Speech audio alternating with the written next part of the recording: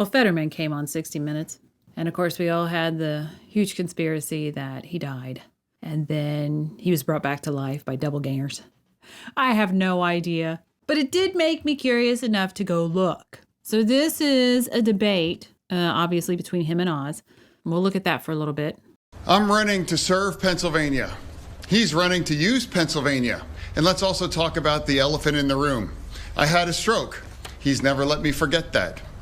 So as I watch him talk in this, there's not any stress in the forehead as far as the believe me look. He's furrowed in, so he's concentrating extremely hard. And I'm going to assume that's probably from the stroke. Your brain has been damaged. It's going to take a lot longer, and it's going to be a lot harder on the body, and you're going to have more stress because you're struggling mentally. Also, he tends to have an overbite. He brings his chin up into that tight mouth thing, but it's an odd one because it comes up over his front teeth. So it looks kind of odd.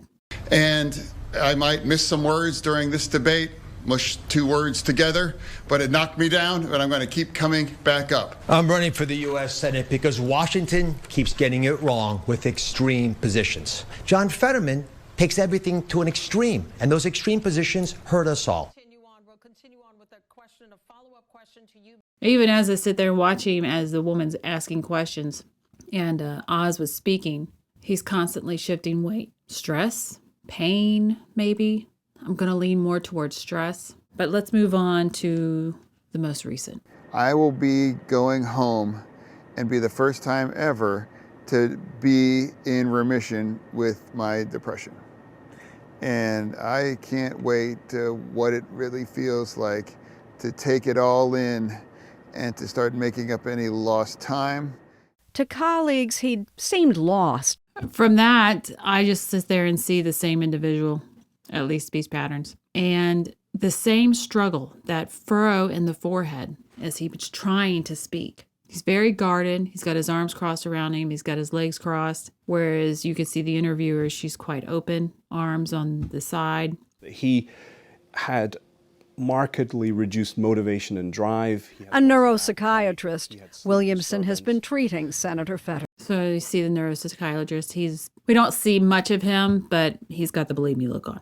And that could just be because there's so much controversy about what's really going on. When I talk, what do you hear? I hear you talking, and I can understand much of what you're saying. But my hearing has a deficiency that makes it difficult for me to fully understand 100% of it. So I'm watching him in this part.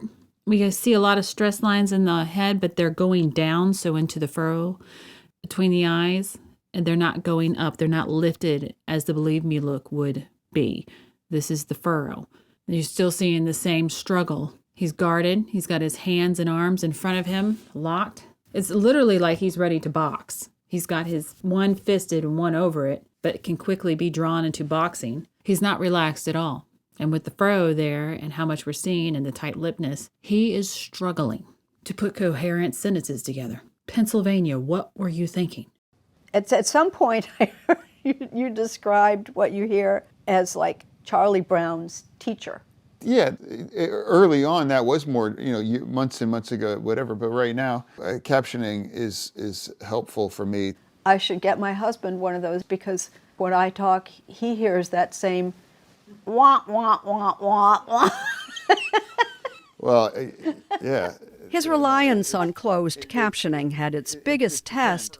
That is insane right there. That's just insane. It's probably why we don't get to see him responding to questions too much. Wow.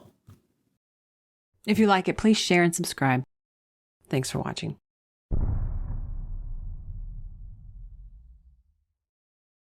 If you'd like to learn more about analysing body language, there is a video course available on Mandy's website for Gold subscribers.